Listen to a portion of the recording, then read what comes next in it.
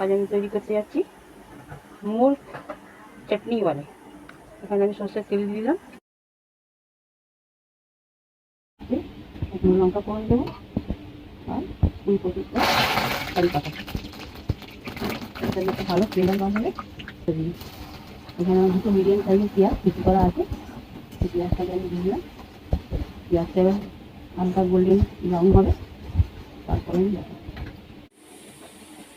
এখানে আমি 2 চামচ আদা বাটা দেবো, কারণ আমার 1 কেজি চিকেন আছে।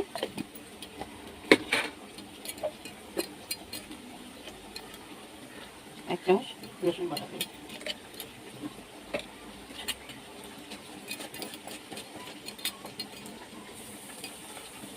এক চামচ হলুদ গুঁড়ো,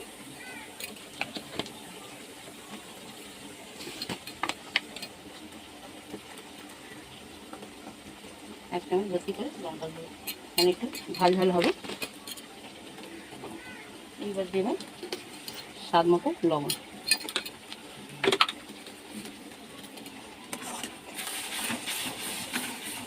মশলাটা আমার ভালোভাবে হয়ে গেছে। এবার আমি এখানে ম্যারিনেট করা চিকেনটা দিয়ে দেবো।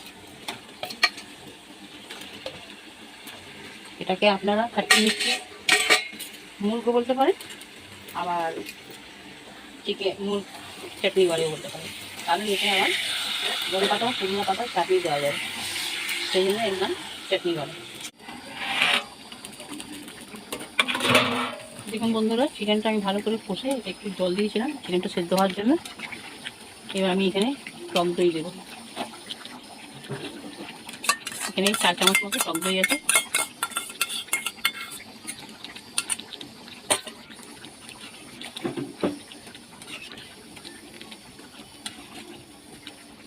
এখানে আমি 100 গ্রাম ধনে পাতা, 50 গ্রাম পুদিনা পাতা একসঙ্গে বেটে রেখেছিলাম, এটাও আমি এর সঙ্গে দিয়ে দিলাম। এবার আমি কষে কষে জলটা শুকাবো, দিয়ে দিলাম। এতে দিয়ে এবার এটাকে মিক্স করে দেবো, দিয়ে এবার আমি জলটাকে শুকাবো। জলটা শুকিয়ে গেলে আমার চিকেনটা রেডি হয়ে যাবে। এর নাম হলো মুর্গ চাটনি वाले। এখানে আমি একটু চাট মশলা দেবো 1 চামচ মতো, কারণ এটা টক ঝাল মিশিয়ে হবে তো সেই কারণে। আর এখানে অল্প চিনি দেবো।